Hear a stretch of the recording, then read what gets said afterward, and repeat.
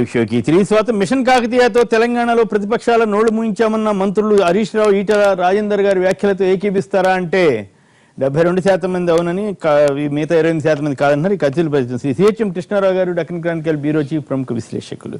Doctor మందా జగన్నాథం గారు, senior TRS senior నేత, లోక్సభలో 4 సార్లు ప్రాతినిధ్యం ఇచ్చిన ప్రముఖులు. శ్రీ జోలకంటి రంగారెడ్డి గారు, సిపిఎం ప్రముఖ నేత, అలాగే శాసనసభలో ఆ పార్టీకి నాయకత్వం వహించినటువంటి సీనియర్ నేత. శ్రీ గడికోట శ్రీకాంత్ రెడ్డి గారు 3 సార్లు లోక్సభ శాసనసభకు ఎన్నికైనటువంటి కడప జిల్లా రాయచోటి నుంచి తాజాగా ఎన్నికైనటువంటి వైఎస్ఆర్ కాంగ్రెస్ పార్టీ ప్రముఖ నేత. ఇక శ్రీ ఆకుల సత్యనారాయణ గారు రాజమండ్రి నుంచి శాసనసభకు ఎన్నికైనటువంటి భారతీయ జనతా పార్టీ నేత.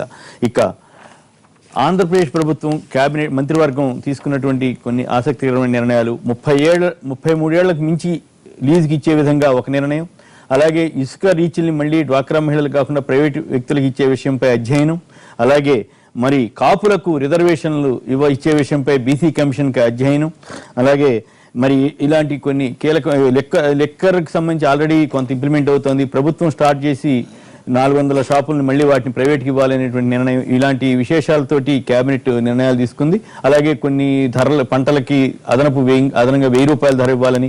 సో ఈ నేపథ్యంలో ఈ నిర్ణయాల ప్రభావం ఇతరత్ర ముఖ్యంగా కాపులకు సంబంధించినటువంటి రిజర్వేషన్ల అంశం ఎట్లా సాధ్యాసాధ్యాల మీద కృష్ణారావు గారు మాట్లాడుతారు. ఒకటి ఏంటంటే, ఇప్పటికే మనకి 50% రిజర్వేషన్లు ఉన్నాయి. 50% మించకూడదని ఇందిరాచాని కేసులో 1993లో సుప్రీంకోర్టు ఒక ధర్మాసనం తీర్పిచ్చింది. దాన్ని ఇంతవరకు వాళ్ళు రివోక్ చేయలేదు. దాని మీద అభ్యర్థనలు ఉన్నాయి. ఏంటంటే, ఒకటి తమిళనాడు నుంచి వాళ్ళు 69 ఉన్నాయని, 66 పాయింట్ చిల్లర కర్ణాటకలో ఉంటే వాళ్ళిద్దరూ కూడా మాకు పర్మిషన్ ఇవ్వండి అని అన్నారు.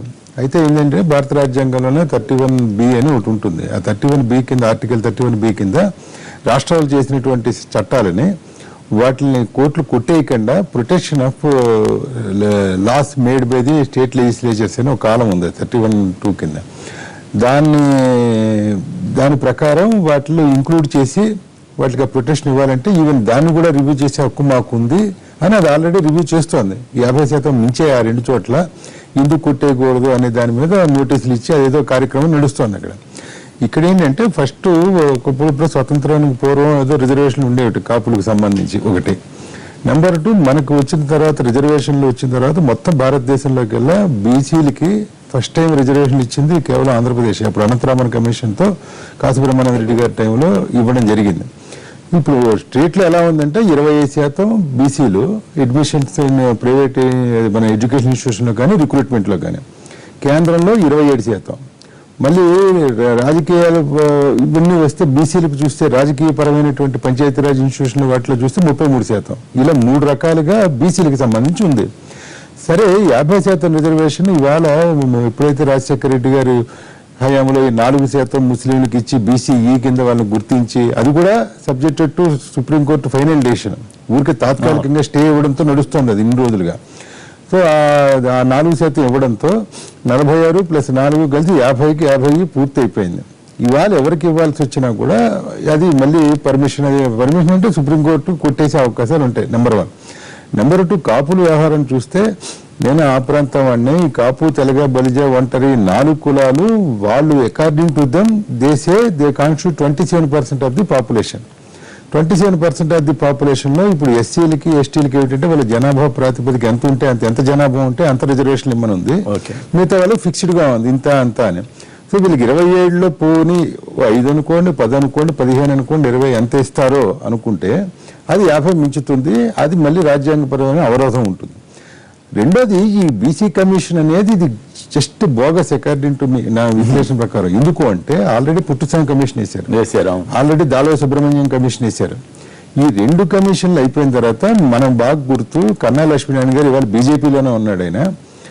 ఈయన మంత్రిగా ఉన్నప్పుడు, రోసయ్య గారు ముఖ్యమంత్రిగా ఉన్న హయాంలో ఎంపెరికల్ డేటా కలెక్ట్ చేయాలి. ఈ పక్కన మన బంజారా హిల్స్ రోడ్లో ఉన్న యాస్కి వాళ్ళు అధ్యయనం చేయాలి, వాళ్ళకు 25 లక్షలు కేటాయించాలి ఈ సర్వే చేయడానికి. ఎందుకంటే హైకోర్టు అభ్యంతరం పెట్టింది. ఎంపెరికల్ డేటా అదేం లేకుండా కాపులు బ్రాహ్మణులు వచ్చి వాళ్ళని కలపండి వీళ్ళని కలపండి అంటే అలా ఊరికే కలపడం లేదు. There should be some criteria. Data ఉండాలి. ఎకనామిక్ గా వాళ్ళు బ్యాక్వర్డ్ అంటే ఇక మళ్ళీ చాలా మంది వచ్చేస్తారు. అది చాలా ప్రమాదం కూడా. అది మరి ఎక్కడ దారి తీస్తుందో. చాలా మంది వచ్చి మీరు ఎకనామిక్ బ్యాక్వర్డ్ అంటే మిగతా కులాలకి ఏంటంటే వాళ్ళకి రాజకీయ పార్టీలు ఈ సంగతి తెలియకుండానే హామీలు ఇస్తున్నాయి. ఎందుకు ఇవ్వడంలా? ఇప్పుడు ప్రతి ఎన్నికల సమయంలోనూ ఒక కమిషన్ వేయడం, అది అయిపోయిన తర్వాత మళ్ళీ ఏదో చేస్తా ఉన్నాం, మళ్ళీ లేదండి మనం హామీ ఇచ్చాం కదా అంటే మళ్ళీ కమిషన్, మళ్ళీ 3వ కమిషన్ వేసి వాళ్ళ ఎంపెరికల్ డేటా ఇస్తే సరిపోతుంది. దానికి 25 లక్షలు కేటాయిస్తే వాళ్ళు ఏదో సర్వే చేసి వాడు రిపోర్ట్ ఇస్తాడు. ఇదే యాస్కి సంబంధించి డైరెక్టర్ తో నేను మాట్లాడేటప్పుడు అప్పుడు ఏదో 3-4 ఏళ్ళు అయింది, ఎప్పుడో రాజశేఖర్ గారు ఉన్నప్పుడు అయిపోతుందని కన్నా లక్ష్మణ్ గారి కోర్టు కూడా తీసుకున్నా. సార్ అంతా వారం రోజుల్లో 20 లక్షలకి కేటాయిస్తాం, 6 నెలల్లో నివేదిక వచ్చేస్తుంది, మేము చేసేస్తున్నాం అని. మరి ఇవాళ ఎన్నేళ్ళు అయింది, ఇప్పుడు మళ్ళా కమిషను. ఇందులో కొత్తగా చూసేది ఏమీ లేదు, అధ్యయనం చేయాల్సింది ఏమీ లేదు. తీసుకోవాల్సింది నిర్ణయం తీసుకోవాలి. నిర్ణయం తీసుకోవాలంటే చట్టపరంగా రాజ్యాంగపరంగా అనేక అవరోధాలు ఉన్నాయి. ఇది అంత ఈజీ కాదు. ఇవాళ చంద్రబాబు నాయుడు గారు ఇంకోళ్ళు అనుకుని 50% మించి చేస్తే ఇమీడియట్ గా కోర్టు కొట్టేస్తుంది. అది కూడా మనం ఇక్కడ రిజర్వేషన్ వీటి వల్లనే అక్కడ పరిస్థితి. ఇక్కడ ముస్లిం ఇంకా 12% పెంచుతా అన్నాడు, ఎక్కువ చేస్తాడు. గిరిజనులకు 12%, దానికి ఏంటంటే 50 మించాలి. గిరిజనులకి ఇందాక చెప్పినట్టు గిరిజనులకి హరిజనులకి అదే మన ఎస్సీఎస్కి దళితులకి సంబంధించి రాజ్యాంగం ఏముందంటే me any reservation to the extent of their population ఎంత ఉంటే అంత ఇచ్చుకోవచ్చు అని ఉంది. ఇప్పుడు అది మిగతా వాళ్ళు తగ్గించాల్సిన పరిస్థితి ఉండదు. 50% తగ్గించాలి క్రైటీరియా.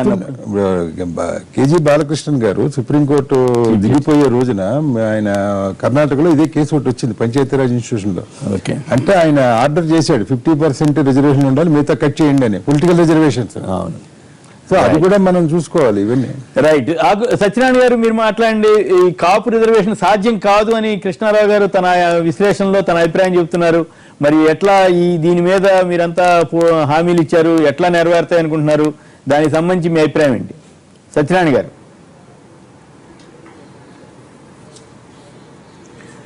ఏదైతే గతంలో ప్రతి ప్రభుత్వం వైఎస్ రాజశేఖర రెడ్డి గారు ఉన్నప్పుడు వాగ్దానం చేయడం జరిగింది, తర్వాత ఈ మధ్య ఎలక్షన్లో మళ్ళీ చంద్రబాబు నాయుడు గారు వాళ్ళ మేనిఫెస్టోస్ లో పెట్టడం, ఇవన్నీ కూడా తరతరాలుగా జరుగుతూ ఉన్న వ్యవహారమే.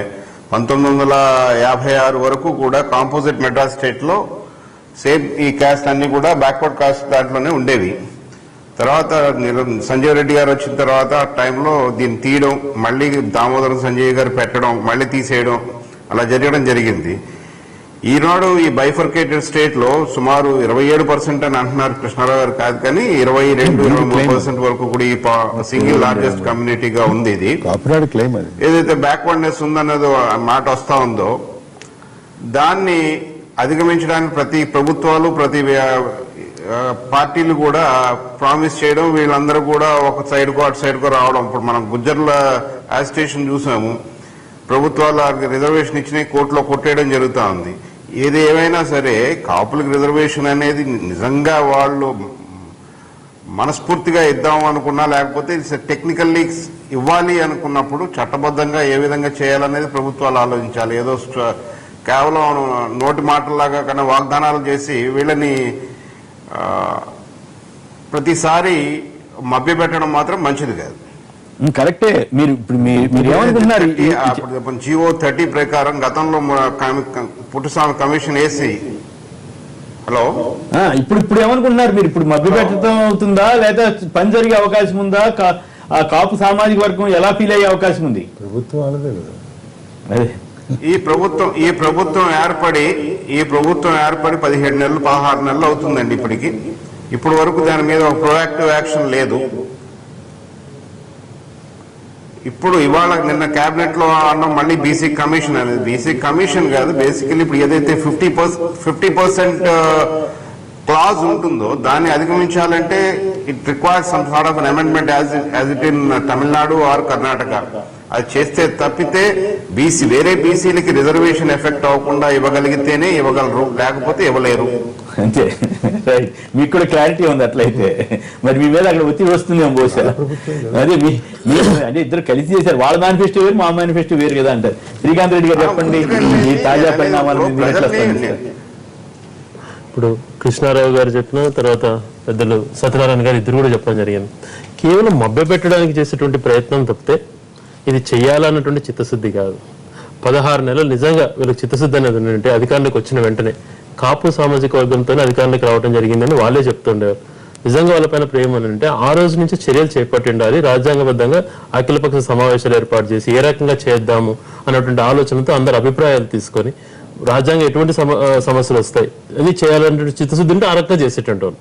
16 నెలలు అయిపోయింది, అక్కడక్కడ బాగా వ్యతిరేకత వస్తుంది, వాళ్ళల్లో కూడా కాన్ఫిడెన్స్ అనగలుగుతుంది. మేము ఇంత ప్రేమతో ఓటేస్తే కూడా మాకేం చేయలేదు అన్నటువంటిది. ఆ దాన్ని అధిగమించడానికి ఏదో ఒక కమిషన్ వేసేస్తే అట్లా పోతుంది కదా. గతంలో ఇప్పుడు కృష్ణారావు గారు చెప్పారు 2 కమిషన్లు ఉన్నాయి, ఆ 2 కమిషన్లే మళ్ళీ ఏదో ఒకటి యాక్షన్ తీసుకోండి అని చెప్పి ఏదైనా ఉంటే అట్లనే చెప్పిండొచ్చు. అంటే మళ్ళీ ఇంకొక 3వ కమిషన్ ఫామ్ చేసి కేవలం సమయాన్ని వృధా చేయడానికి తప్పితే ఏ రకమైన చిత్తశుద్ధి లేదు. ఇదే కాదు, మేనిఫెస్టోలో చెప్పినటువంటి ఏవి కూడా అమలు చేసేటువంటి పరిస్థితి కనపడలేదు. ఈరోజు ఇసుక విధానం అంటున్నారు. ఏమంటున్నారు కేబినెట్ లో దానిపైన గట్టి చర్యలు తీసుకుంటాం, మా శాసనసభ్యులను అరెస్ట్ చేస్తాం. 16 నెలల నుంచి ఏం చేశారండి? ఏ రకంగా? మీకు ఒక ఫిగర్ చెప్తానండి. ఒక ½ ఇంచు ఇసుక తీసేసిన ఇసుకని మళ్ళీ ఏర్పాటు కావాలంటే 15 సంవత్సరాలు పడుతుందంట. అదంతా కూడా ఎంత దారుణంగా అవినీతి జరిగిందంటే ఇసుక అక్రమాలు రిమోట్ విలేజెస్ లో కూడా అంటే రిసోర్సెస్ ని దోచుకోవటంలో ఎక్కడ జరగలేదు ఇంత అవినీతి భయంకరంగా. ఇప్పుడు ఇసుక అన్నది చాలా ఇంపార్టెంట్ సామాన్యుడికి. ఎంత భారం అయిపోయిందంటే ఇసుక అంత భారమైనటువంటిది. ఈ రోజు చర్యలు చేపట్టలేదు. ఈ రోజు రెవెన్యూ వాళ్ళు మీరు చిన్న అవినీతి చేస్తే మీ అంత తాట తీస్తా అని అధికారులను ఊరికే స్టేజ్ల పైన మాట్లాడడం కాదు. ఇప్పుడు మన చిత్తశుద్ధి ఉండాలి. స్వయాన ముఖ్యమంత్రి గారే ఆ ఫోన్ దాంట్లో చేసినటువంటి దాంట్లో ఎటువంటి మెసేజ్ పోయింది పబ్లిక్ లో? ఇప్పుడు ఊరికే సరిపుచ్చుకోవటానికి లేనిపోనిగా మాట్లాడడం, ఊరికి హడావిడి చేయడం, ఇతరులపై నిందలు వేయడం. మనం బాగుంటే సమాజాన్ని బాగు చేయొచ్చు, కానీ మనమే తప్పిదం చేస్తూ ఊరికి హడావిడిగా ప్రకటన ఎంతవరకు సమంజసం? రైట్. హరిరామరావు గారు సంచలన రచయిత, వారు మనతో మాట్లాడే సిద్ధంగా. జోయ్ గారు, మీ పుస్తకం అంతా అసత్యాలమయమని కూడా తెలుగుదేశం నేతలు ముద్దుకృష్ణారెడ్డి గారు కానీ వాళ్ళంతా వ్యాఖ్యానించారు. సడన్ గా ఇప్పుడు కాపు రిజర్వేషన్ల ఇష్యూ కూడా తెరపైకి వచ్చింది. వీటిపై మీరు ఎట్లా స్పందిస్తారు? నమస్కారం అండి. నమస్కారం. ఇప్పుడు ప్రతి ఎలక్షన్స్ ముందు ఈ కాపుకి రిజర్వేషన్ అని ప్రతి పార్టీ కూడా అంటూ ఇదొక మన సత్యనారాయణ గారు చెప్పినట్టు ఇదొక పద్ధతి అయిపోయింది. రిజర్వేషన్ కల్పించాలంటే అంత తేలికైన విషయం కాదు. ఒకప్పుడు సంజయ్ గారు ముఖ్యమంత్రిగా ఉన్న రోజుల్లో ఒకసారి రిజర్వేషన్ కల్పిస్తూ జీవో ఇష్యూ చేశారు. అది హైకోర్టుకి వెళ్ళటం, అది దాన్ని స్క్రాచ్ చేయడం కూడా జరిగింది. అప్పుడు స్క్రాచ్ ఎందుకు చేశారంటే దీనికి ఏ బేసిస్ లేకుండా, ఏ కమిషన్ వేయకుండా, ఏ కమిషన్ రిపోర్ట్లు కూడా తీసుకోకుండా రిజర్వేషన్స్ కల్పించారు. అది సరైన విషయం కాదని చెప్పేసి అప్పుడు హైకోర్టు ఏమో దాన్ని రద్దు చేసింది ఆ జీవోలో. తర్వాత ఈ రిజర్వేషన్స్ విషయంలో సుప్రీంకోర్టు వరకు కూడా వెళ్ళడం, సుప్రీంకోర్టు కొన్ని నామ్స్ ఫిక్స్ చేయడం కూడా జరిగింది. ఎవరికైనా బీసీలో రిజర్వేషన్స్ కలగజేయాలంటే సుప్రీంకోర్టు ఇచ్చినటువంటి నామ్స్ లోబడి ఉన్నప్పుడే అది కోర్టులో నిలబడే అవకాశం ఉంది. కానీ ఏదో ఒక జీవో ఇష్యూ చేసి రిజర్వేషన్స్ ఇచ్చేస్తే కాపులకే కాదు ఏ కులానికి కూడా అది కోర్టులో నిలబడే అవకాశం లేదు. కోర్టులో నిలబడే అవకాశం ఏమి ఇచ్చినా కూడా దాన్ని చేస్తే తప్ప ఏం పనికొచ్చేది మాత్రం కాదు. ఎలక్షన్ ప్రామిస్లు మాత్రమే అవుతాయి. ఇప్పుడు ఏదో బీసీ కమిషన్ వేస్తామంటున్నారు. ఆ బీసీ కమిషన్ సుప్రీంకోర్టు ఇచ్చిన నామ్స్ ప్రకారంగా అసలు ముందు కాపులకు రిజర్వేషన్ ఇవ్వడానికి అవకాశం ఉందా లేదా అనేటువంటిది వాళ్ళు దీర్ఘంగా దాని మీద చర్చించి అప్పుడు మాత్రమే వాళ్ళు రికమెండ్ చేయగలిగితే మాత్రమే అది కోర్టులో కూడా అవుతుంది. మరి ఎట్లా దీని పరిష్కారం ఏంటి? ఇప్పుడు మీ పుస్తకం ఎఫెక్ట్ ఏమైనా పడిందా? మిమ్మల్ని అంతా నిన్న తెలియజేసిన వాళ్ళు తీవ్ర స్థాయిలో అదే ఇప్పుడు అసత్యాలు రాశారట కదా. కాపులు నిజంగా కాపుల్లోనండి 80 to 90% చాలా పేదవాళ్ళు ఉన్నారు. దీంట్లో ఏం అనుమానం లేదు. ఓకే. ఇప్పుడు బీసీలుగా ఉన్నటువంటి కొన్ని కులాలను చూస్తే ఆ కులాలతో కాపులు కూడా బేరీలు వేసుకుంటే ఆ బీసీలకి ఏమాత్రం కూడా తీసుకోకుండా ఇక్కడ కూడా బీసీలు ఉన్నారు. ఓకే. నిజంగా కూడా వీళ్ళకి తప్పనిసరిగా రిజర్వేషన్స్ కల్పించాల్సిందే. ఓకే. మరి ఆ పరిస్థితుల్లో నేనేమంటానంటే మీరు చేసేది ఏదో సైంటిఫిక్ గా కరెక్ట్ చేయండి. ఓకే. మీరు బీసీ కమిషన్ ఏదలుచుకున్నారు రైట్. వాళ్ళని కంగారు పెట్టకండి, ఓ సంవత్సరం ఆగేది సరే. సో ఈ సంవత్సరం అయితే 3 సంవత్సరాలు ఇచ్చినటువంటి అనౌన్స్ ఏంటంటే కంగారు పెట్టక ఏ కంపెనీ సరే బీసీలో చేస్తారంటే రైట్. వాళ్ళు ఎకనామికల్లీ బ్యాక్వర్డ్నెస్ మాత్రమే కాకుండా ఓకే. ఓకే. ఈ పాయింట్ సరే. ఈ జోగి గారు ఈ పాయింట్ సరే. ఇప్పుడు మీ పుస్తకం అంతా అబద్ధాలు అసత్యాలు మయమని మండిపడుతున్నారు తెలుగుదేశం నేతలు. దానికి ఏం సమాధానం చేస్తారు? మీరు అసత్యాలు రాయడానికే ఉన్నారా ఏం కదా?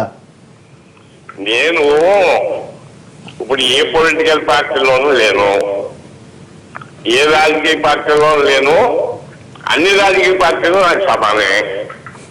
ఇప్పుడు నాకు చంద్రబాబు నాయుడు వ్యతిరేకం కాదు, లేకపోతే జగన్మోహన్ రెడ్డి వ్యతిరేకం కాదు, లేకపోతే పవన్ కళ్యాణ్ నాకు దగ్గర కాదు.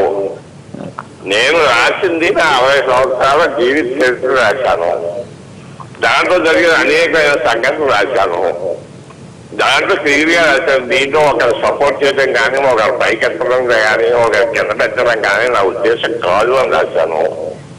నేను రాసినవన్నీ కూడా జరిగినట్టుగా నేను విన్నట్టుగా జోగయ్య గారు చెప్పాను. పెద్దలు జోగయ్య గారు నమ్మరు. నేను ఎవరి మంది కాదు, ఏదో పొలిటికల్ చేసుకునే వాళ్ళు ఉపయోగించుకుందామని కానీ ఓకే. ఎవరి మీద దాంట్లో వ్యతిరేకత కనపడితే అది నేను మీరు బండలేసి మీరు వేయాల్సిన బండలేసి ఇప్పుడు వ్యతిరేకంగా వేయలేదంటే అటు వృద్ధి ఒక ముఖ్యమంత్రి మీద, ఇప్పుడు ముఖ్యమంత్రిగా ఉన్న ఆయన మీద మీరు బండలేసిన తర్వాత నాకేంది నేను చాలా జాగ్రత్తగా రాశాను, నాకు వ్యతిరేకత లేదంటే కుదురుద్దా? శ్రీకాంత్ రెడ్డి గారు మీరే అంటారు. జోగయ్య గారు సార్ పెద్దలు రంగావేశంలో రాసింది ఈవేళ కొత్తగా రాసింది కాదండి. ఆ రోజు జరిగిన విషయాలు రాయడం జరిగింది. ఒక్క నిమిషం జోగయ్య గారు. ఇప్పుడు నేను ఏదైతే రాశానో ఆ రోజు అన్ని కూడా బహిరంగంగా చర్చించడం జరిగింది. జోగయ్య గారు ఇవాళ రాసింది ఆ రోజు కూడా చెప్పడం జరిగింది. ఇవాళ ఏదైతే రాశానో ఆ రోజున క్లీన్ గా నేను చెప్పడం జరిగింది. మీరు ఆ రోజు పత్రికలన్నీ కూడా తిరిగేయండి. ఆ రోజు చెప్పింది ఒకటి కాకపోతే నన్ను అడగండి. జోగయ్య గారు ఒక్క నిమిషం. జోగయ్య గారు, నేను డాక్టర్ జగన్నాథ్ మాట్లాడుతున్నాను. అడగండి. మీరు రాసిన పుస్తకంలో నేను నిన్న పేపర్లో ఒక విశ్లేషణ చదివాను. మీరు ఏదో ఒక ఎమ్మెల్యే గారు ఎవరో మీకు వారం రోజుల ముందే ఆ సమాచారం, దండు శివరామరాజు మీకు వారం రోజుల ముందే జరగబోతుంది అన్నప్పుడు లేదా ఇప్పుడు దీన్ని ఈ సందర్భంలో దీన్ని బయట పెట్టి ఇటువంటి ఒక రకమైన కలకలం సృష్టించిన కన్నా అప్పుడు చెప్తేనంటే రంగయ్య గారి ప్రాణం కాపాడే వాళ్ళం కదా. మరి అది అప్పుడు ఎందుకు చేయలేదు? మీకు విషయం ఒక వారం రోజుల ముందే తెలిసిందని నేను చదివింది, పేపర్లో చదివే మాకు తెలియదు. ఏమండి నేను ఆ పుస్తకాన్ని మీరు సరిగ్గా చదవండి. నేను చదవలేదు, పేపర్ చదివి చెప్తా ఉన్నాను నేను.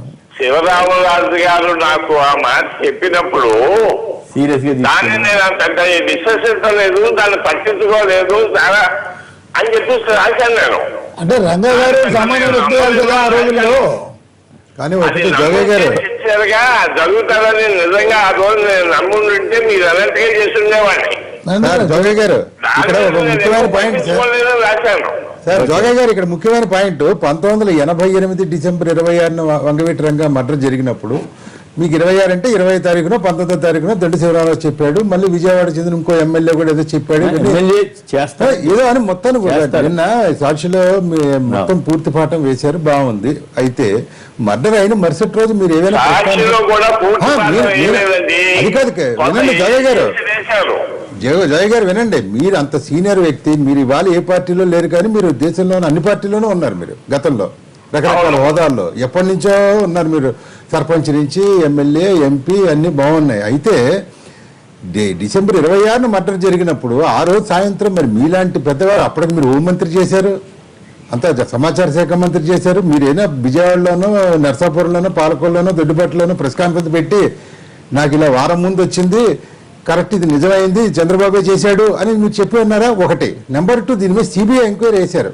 సిబిఐ ఎంక్వైరీ వేసి ఇదే రంగారెడ్డి జిల్లా సెషన్ కోర్టులో మొత్తం కేసు కొట్టేశారు. 33 మందిని సాక్ష్యాలు లేవు, అవి లేవు, ఇవి లేవు, ఎవరు చేశారో తెలియదని మొత్తం దేవుని ఎవరిదో అందరితో కొట్టేశారు. మీరు సిబిఐకి అయినా సహకరించి నాకు ఇన్ఫర్మేషన్ ఉంది, ఇది చంద్రబాబు చేశాడు కుట్రకోణం, మీరు దాని మీద ఎంక్వైరీ చేయమని కానీ మీరైనా అఫిడవిట్ చేయడం కానీ అదేనా చేశారా?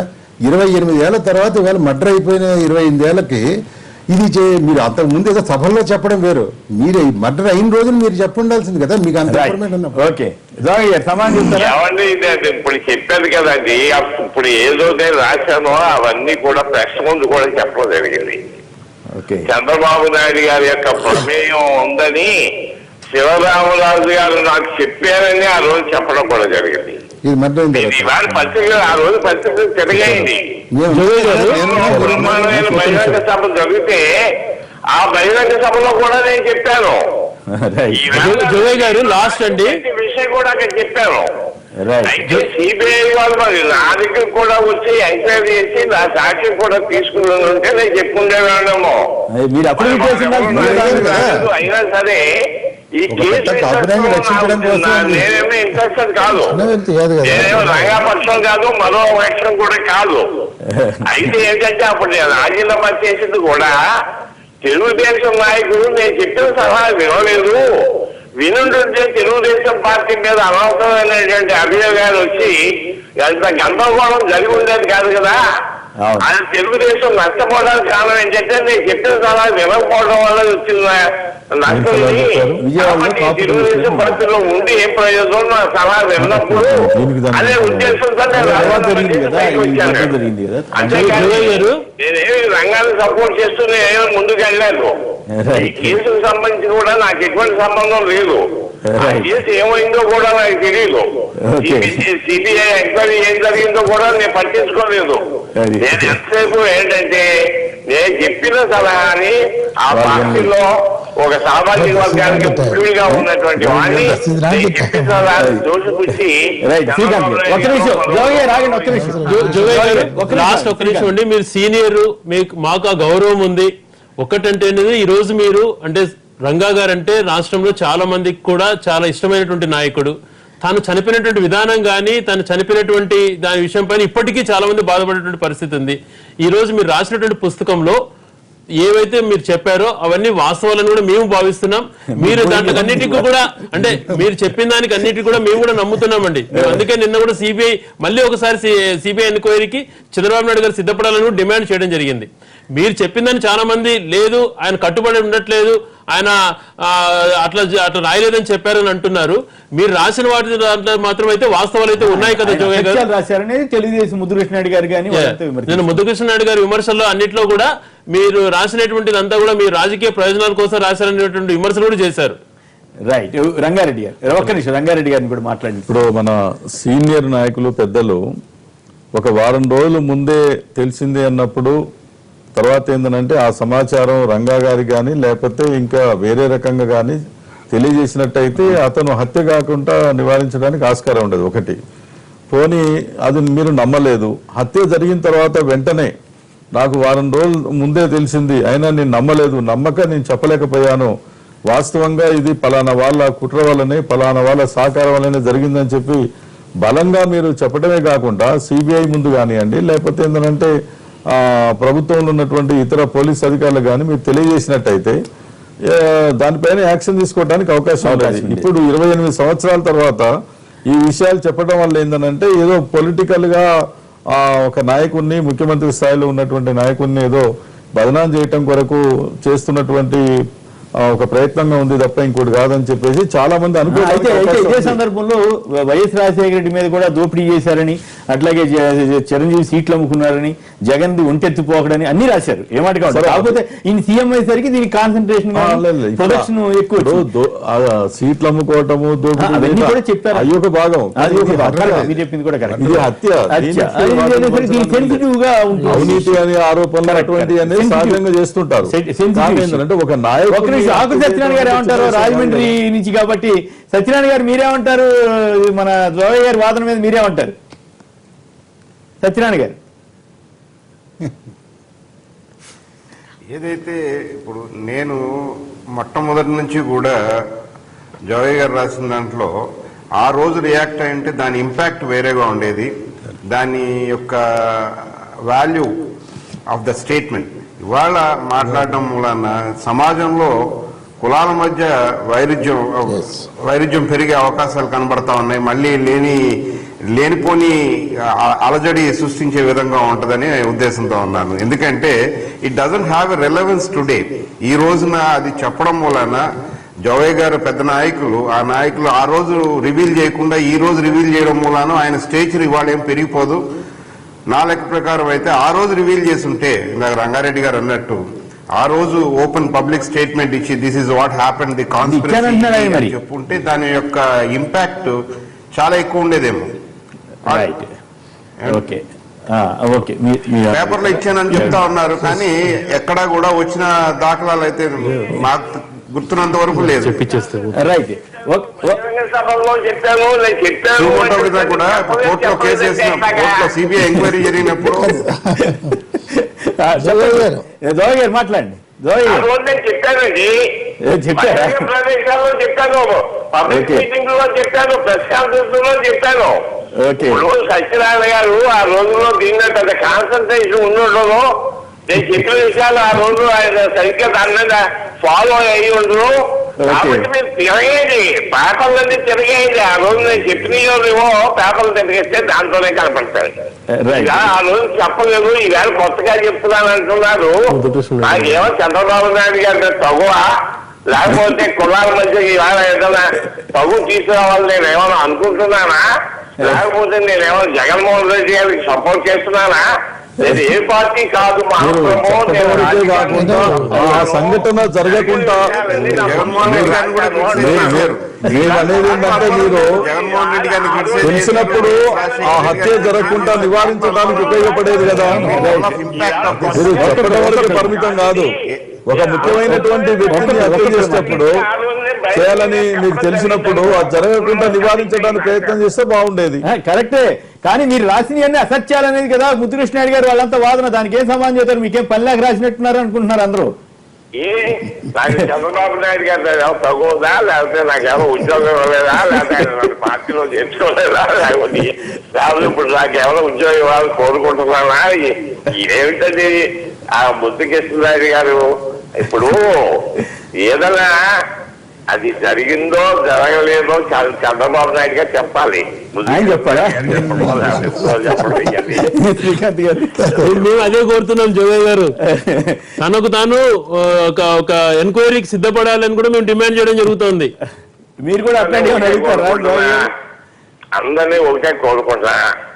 దీన్ని ఈవేళ పెద్ద ఇష్యూ చేయడం అనేటువంటిది నా ఉద్దేశం కాదు. ఇష్యూ చేయాలని కోరుకోవట్లేదు. ఇప్పుడు ప్రస్తుతం అంతా చాలా కామ్ గా ఉంది. కులాల మధ్య ఎటువంటి తగ్గులు లేకుండా ఉన్నారు. ఒకప్పుడు చాలా ఫ్యాక్షనల్ ఏరియా అనుకున్నటువంటి విజయవాడ చాలా శాంతియుతంగా ఉంది. కాబట్టి ఈ పేరు మీద రాసిన దాన్ని అనవసరంగా కొంతమంది రాజకీయంగా దీన్ని ఉపయోగించుకోవాలనే ఉద్దేశంతో దీన్ని అనవసరంగా ఓ ఇష్యూ చేసి లేని కొన్ని గొడవలు తీసుకురావడానికి ప్రయత్నం చేయండి. కానీ ఏం జరిగిందన్నది ప్రతి వాడికి తెలియాల్సిన నెసెసిటీ ఉంది. అందుకని అది తెలుసుకోవాలనే ఉద్దేశంతో నేను ప్రతి విషయం కూడా ఈ పుస్తకంలో రాశాను. చంద్రబాబు నాయుడు గారికి సంబంధించిన విషయాలు మాత్రమే కాకుండా జగన్మోహన్ రెడ్డి గారి మీద ఉన్న విషయాలు కూడా రాశాను. మరి అవన్నీ కూడా జనానికి తెలియాలంటే నా పుస్తకం పూర్తిగా చదవాలి. ఆ చదివినప్పుడే విషయాలన్నీ కూడా తెలుస్తాయి. కాబట్టి దయచేసి ప్రతి వారిని కోరుకునేది ఏంటంటే నా పుస్తకాలు చదవండి. ఆ పుస్తకంలో ఉన్న అన్ని విషయాలు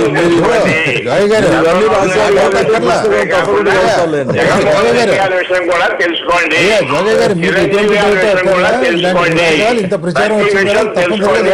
ఒక్క నిమిషం అంబటి రాంబాబు గారు లైన్ లో ఉన్నారు. ఒక్క నిమిషం జోగయ్య గారు, అంబటి రాంబాబు గారు లైన్ లో ఉన్నారు. రాంబాబు గారు నమస్కారం, మాట్లాడండి. రాంబాబు గారు నమస్కారం అండి.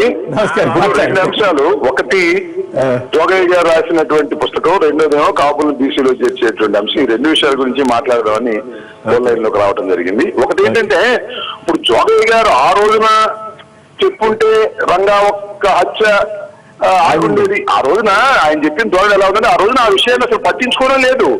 పైగా అప్పుడే సిబిఐ ముందు ఎందుకు చెప్తారు? ఎందుకంటే ఆయన ఇప్పుడు రాజకీయాల నుంచి దూరంగా వెళ్లిపోవాలనుకున్నప్పుడు వాస్తవాలను ఆవిష్కరించేటటువంటి పుస్తకం రాయాలని ఆయన కోరికతో ఈ పుస్తకంలో ఉన్న విషయాలన్నీ రాశారు. అదేమో సంచలనం అయ్యే పరిస్థితి వస్తుంది.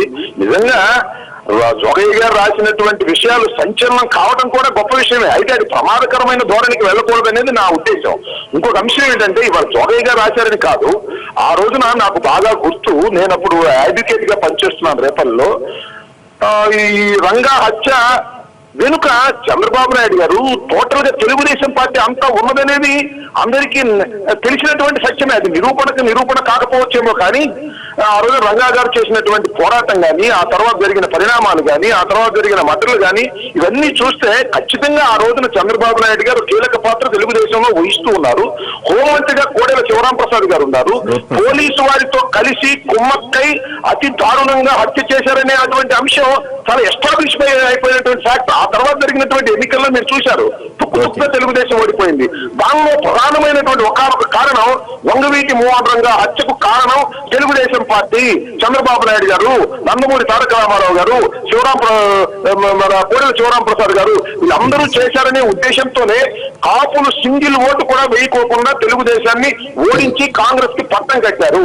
అయితే ఇవాళ ఉన్న పరిణామాలు ఏంటంటే కాపులు చంద్రబాబు నాయుడు గారికి అతి సన్నిహితంగా అవుతున్నారనేటువంటి భావన కలుగుతున్నటువంటి తరుణంలో జోగయ్య గారు లాంటి సీనియర్ రాజకీయవేత్త, తెలుగుదేశంలో హోంమంత్రి చేసిన ఆయన మాట్లాడినటువంటి మాటలు కానీ, రాసిన పుస్తకాలు కొద్దిగా సంచలనంగా ఉంటాయి అంతే తప్ప ఇదే కొత్తగా వెలుగులోకి వచ్చినటువంటి ఫ్యాక్ట్ గా నేనైతే భావించలేదు. ఆ రోజు నేను కూడా సన్నిహితంగా రాజకీయాలు చూశాను కాబట్టి అది ఒక విషయం. రెండో విషయం రాంబాబు గారు మళ్ళీ మాట్లాడతాను సార్. మళ్ళీ నేను ఇది అయిపోయిన తర్వాత మీకు సమాధానం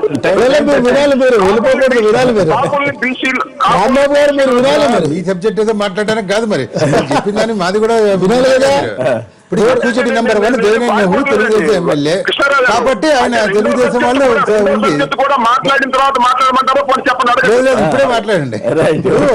ఆనాడు మీకు గుర్తుందో లేదో, మీరు హౌస్ లో మొట్టమొదటిసారి ఎమ్మెల్యేగా ఎన్నికై వచ్చారు 89లో. ఏది ఈ రంగానంతర పరిణామాల్లో మీరు ఎన్నికై వచ్చారు. కాంగ్రెస్ పార్టీ అధికారంలోకి వచ్చింది. ఇది ఏం చెప్పింది, వంగవీటి రత్నకుమార్ గారు ఎమ్మెల్యేగా గెలిచి వచ్చారు కదా. ఆవిడ తాళి ఇలా తీసి శాసనసభలో నేను ఉన్నాను, మీరున్నారు, అందరూ ఉన్నారు కదా, నువ్వే మటర్ చేసావు రామారావు గారు, నేను చంద్రబాబుని అందే లేదా అంది కదా ఆవిడ. మరి అదే ఆవిడ మళ్ళీ తెలుగుదేశం పార్టీలో చేరిందే లేదా? కొంతకాలం తర్వాత చేరింది కదా. నేను అనేది మీకు ఒకటి అర్థం కావడం లేదు. జగన్ గారు కానీ మీకు కానీ ఒకటి అర్థం చేసుకోవాల్సింది ఏంటంటే, డిసెంబర్ 26వ తారీఖున ఆయన స్టేట్మెంట్ ఇచ్చుంటే అది రికార్డు ఉండేదన్న. అదే ఆయన చేయలే. ఆయన ఇప్పుడు రిజైన్ చేశారు తెలుగుదేశం పార్టీకి. 88లో మటర్ అయితే డిసెంబర్ 26న, 89లో కదా ఆయన తెలుగుదేశం పార్టీ నుంచి ఎదురెళ్ళిపోయింది. ఆ ఏడాది పాటు ఆయన ఏం చేస్తున్నట్టు అప్పుడు చెప్పొచ్చు కదా.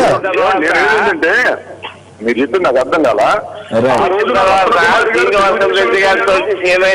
చేరి ఇంచుమించు చాలా ప్రాంతాలన్నీ తిరిగి బహిరంగ సభలు పెట్టి ఏం జరిగిందో రంగా అసోసియేషన్ విషయంలో క్లియర్ గా ప్రజల ముందు మాట్లాడటం జరిగింది.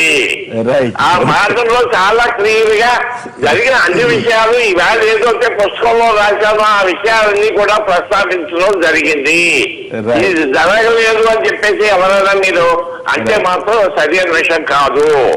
22వ తారీఖు రాత్రి నేను స్టేట్మెంట్ ఇవ్వలేకపోవచ్చు, కానీ తెలుగుదేశం పార్టీలోంచి రాజీనామా చేసి బయటకు వచ్చిన తర్వాత మాత్రం నేను మాట్లాడిన విషయం మాత్రం జరిగింది. ఉన్నప్పుడే మాట్లాడాలి కదండి జగన్ గారు, మీరు అప్పుడే మాట్లాడాలి కదా. ఓకే, డైవర్ట్ అయిపోయింది. సహజంగానే ఇప్పుడు సరే కృష్ణారావు గారిని అడగాల్సి అది కాబట్టి మళ్ళీ దాని జోలికి పోకుండా రిజర్వేషన్ సామాజిక వ్యవస్థ గురించి పెట్టారు రాజ్యాంగంలో. ఇప్పుడు పటేల్ గుజరాత్లో ప్రపంచవ్యాప్తంగా డైమండ్ బిజినెస్ వాళ్ళు కంట్రోల్ చేస్తున్నారు. అత్యంత ధనికవంతులు వాళ్ళు కూడా రిజర్వేషన్ కావాలంటారు. ఇందాక జోగి గారు చెప్పినట్టు కాపుల్లో 50% 90% బీసీలు ఉన్నారంటే దర్ ఇస్ మీనింగ్. ఇప్పుడు ఎస్సీలకు ఇతరులకి తెలియదు లాట్ ఆఫ్ డిఫరెన్స్. వీళ్ళకి ఇచ్చేది ఏంటి, అన్టచబిలిటీ, సామాజిక అన్యాయానికి ఇచ్చారు. ఇప్పుడు అడుగుతున్న వాళ్ళు ఏంటి, సమాజంలో పెద్ద పెద్ద హోదాల్లో ఉండి పెద్ద పెద్ద ధనవంతులుగా ఉన్న వాళ్ళు కూడా మాకే రిజర్వేషన్స్ అంటే దాని అర్థమేది అసలు? దాన్ని కాపులకి ఇవ్వద్దని అంటారు మీరు? నేను అట్లా అనట్లేదు. దీని ఒక క్రైటీరియా తీసుకొని ఇప్పుడు 50%, ఇప్పుడు కృష్ణారావు గారు చెప్పారు 50%. ఇప్పుడు ఈమె జయలలిత గారు ఏం చేశారు, ఆమె పెట్టేసి 9th షెడ్యూల్లో పెట్టించారు.